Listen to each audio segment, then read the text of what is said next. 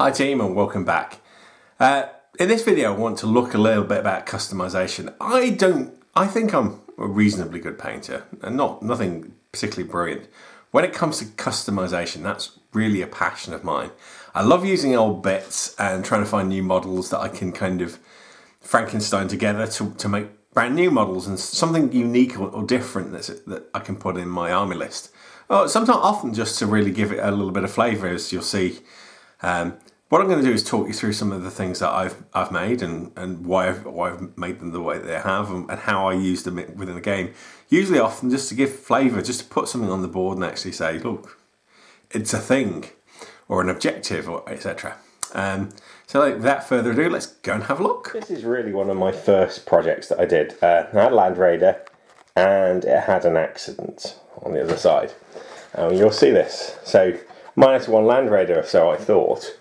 Then I kind of worked out a way to kind of make it work for me, and basically I lost one of the last cannons.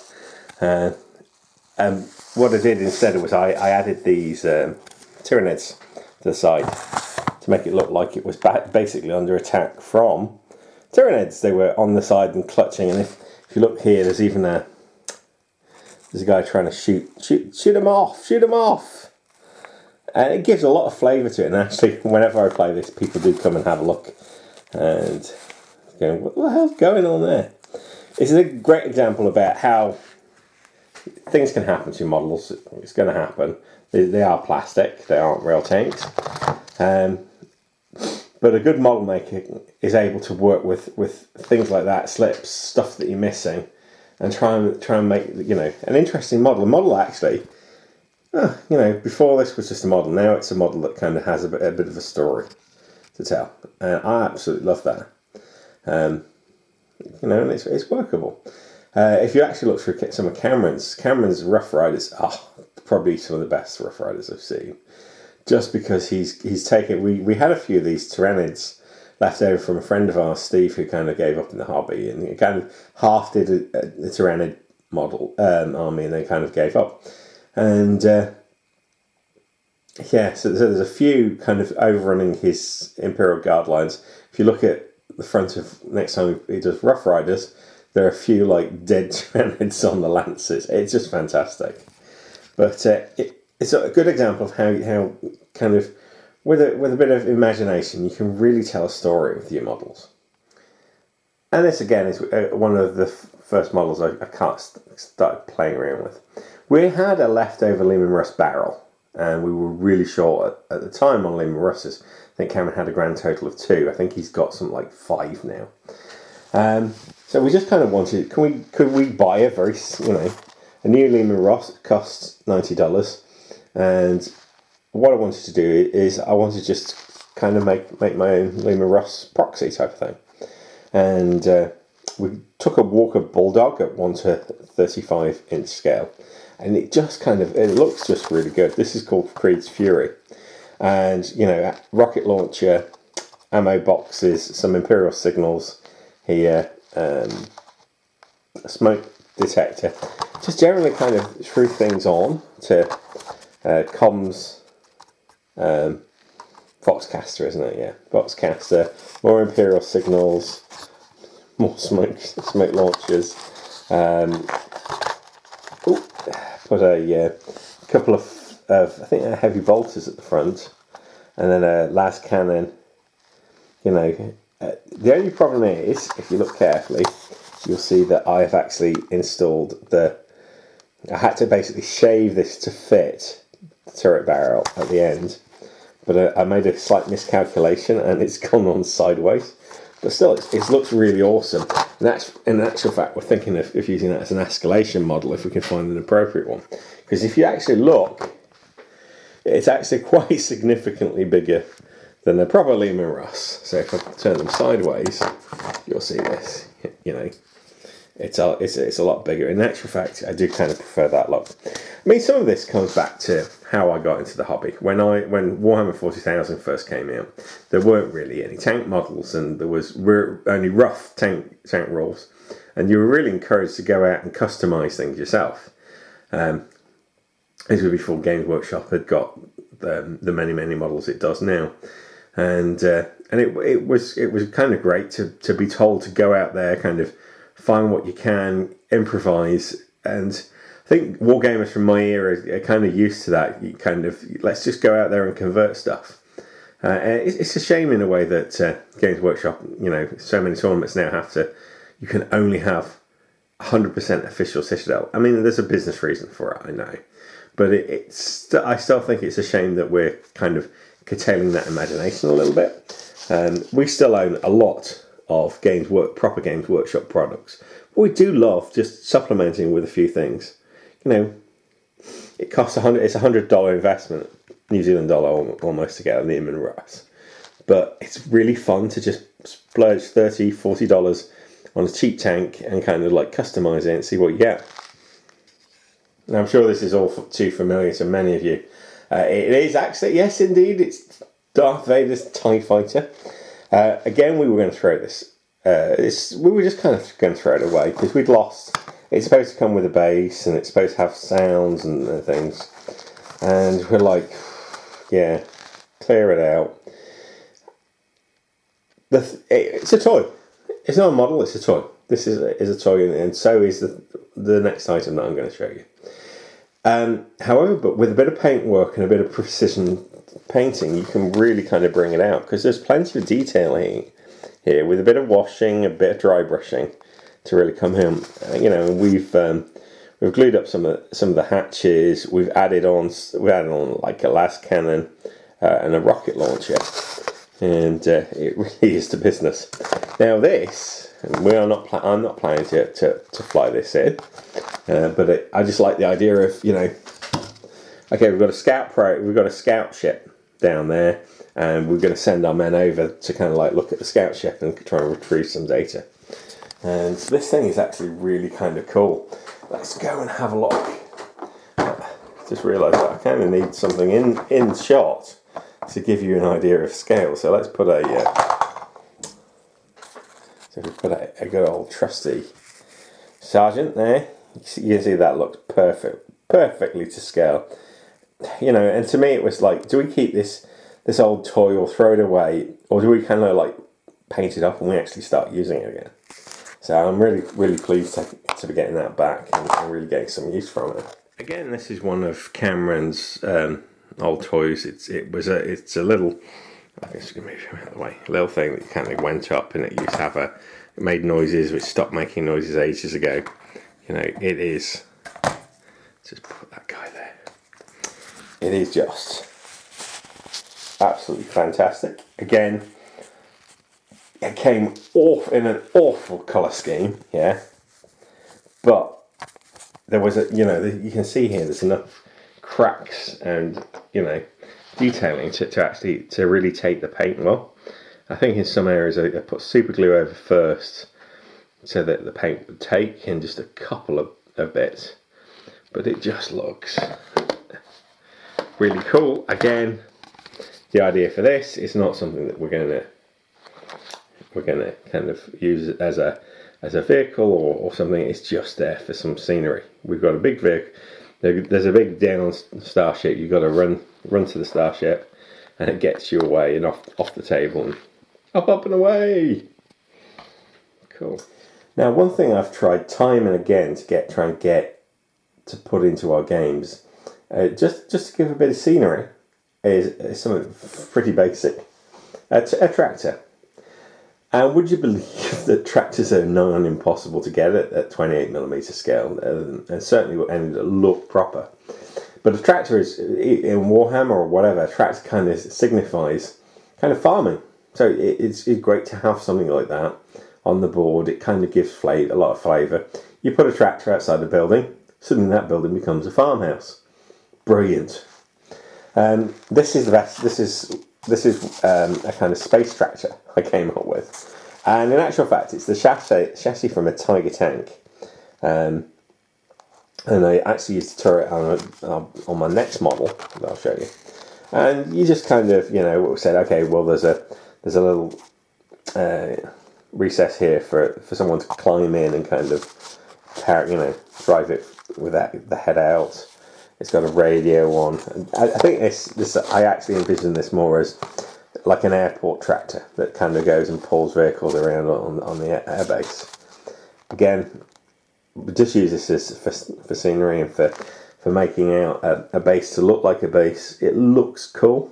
I love it. I love all. You've noticed I love all my conversions because I do. Because I just love being able to go just a little wild with this. So here's like a 1:76 scale, which, you know, let's just put it right next to Warhammer Russ. That is not, you know, 1:76 is way too small actually, but for a tractor, brilliant. It looks good. Now let's take things up a scale. So that's 1:76.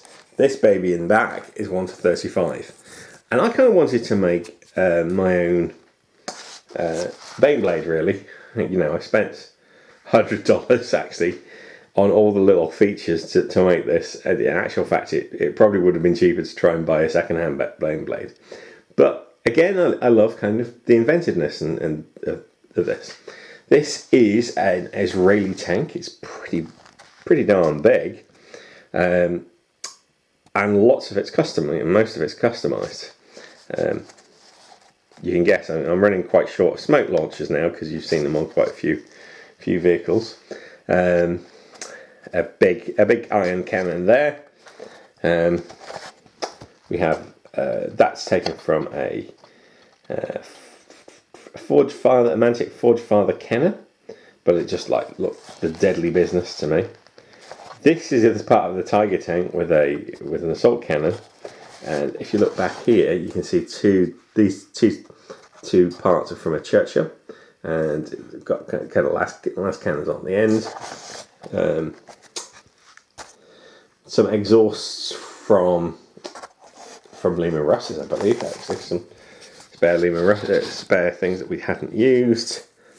A couple of melter guns at the front, just because it just makes it look more deadly. You can't tend to put side sponsons on, but yeah, again, really cool. And let's kind of look at this, because the turret that went on here actually got put into this baby, which is what I use as a bit of a land raider for my dwarf army. I use the larger turret here, and you can see the same scale, but you can see the difference between a Stug and like a modern tank. I'll take this one out of the way now, and again, I love this. Originally, the idea this was going to be a tank. Again, trying to do the space track thing. This was going to be a tank that was owned by a group of raiders. Because if you look at the back, the idea was that they went raiding and they kind of like put all the spare parts they found on the back, you know, so that they could trade it. Sorry, I'm having a fit. Yeah. If Cameron ever asks where my smoke launcher's gone, just shh. And this is flame it up. This has got a flamer there, and it's got another double flamer there. Anything I kind of wish I'd done something different with this barrel. I'm not terribly sure. Sometimes it works. It is fun. Partly would have liked to just had a much smaller gun on there.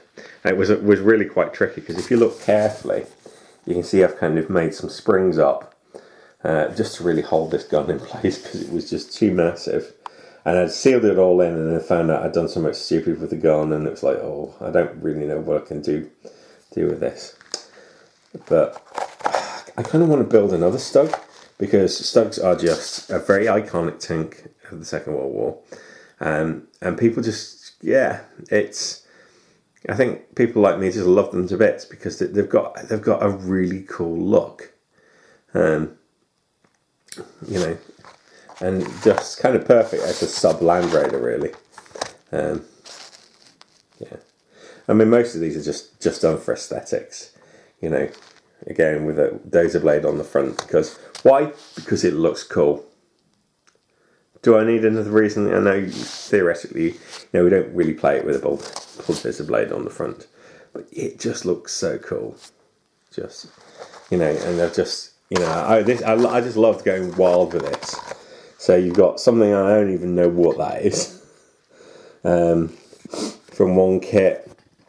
There's bits that are left over we had from land speeders there, some hatches, spotlights, some spare cogwheel cogs. It just, I love this one so much. I really do, and yet it's not my favourite. Now, customization can start really small, so then this is a good example of something that always gets attention when I field them. But I've got a lot of very old scouts. Now, a lot of old scouts are just basically, they're in a single pose, because that was what modelling was in the early 90s, and they look like this, replicated a lot of times, and that's kind of okay, but not really. It's not, doesn't really grab you. They just look like a lot of people in identical poses. So to kind of break this up, I kind of did this to them. So amongst other things, Cameron had a lot of spare spare Imperial Guards heads. So I decapitated loads of them, and just put a new helmet on. And you'd be surprised how much that's broken them up to look really different. I mean, just that these two guys are identically posed, because I've put he's looking a bit Banish, because he's got a different head on. It looks kind of completely different, and also found bits out. So this guy I kind of modelled a little bit on Daryl from Dawn of the Dead. He's got his own crossbow and like a power sword, so you don't mess with him. He's pretty hard. I say he's pretty hard. He's got the same stats as any Space Marine Scout Sergeant, but it's cool. And I also made a couple of servitors up as well. These are, I'm going to try and put him down. You know what, I'll put him up there because the light's better. Hey, that's much better. The head is, let's try and zoom in a bit. It's actually part Necron, part human. I managed to slice part of it off. I use these guys for servitors. They've got like a metal arm that's supposed to be like a cybernetic thing, and that's actually taken from a Tyrannid, but painted silver, and it looks pretty cool. He's holding a golden eagle because Space Marines for the win. Yeah, that's pretty cool. This is a Forge Father, but I wanted to kind of like depict a kind of mechanics Forge Father for Mantic's Dead Zone Warpath. So I gave him a huge grab of mechanical arm. This seems really cool. It actually does move. And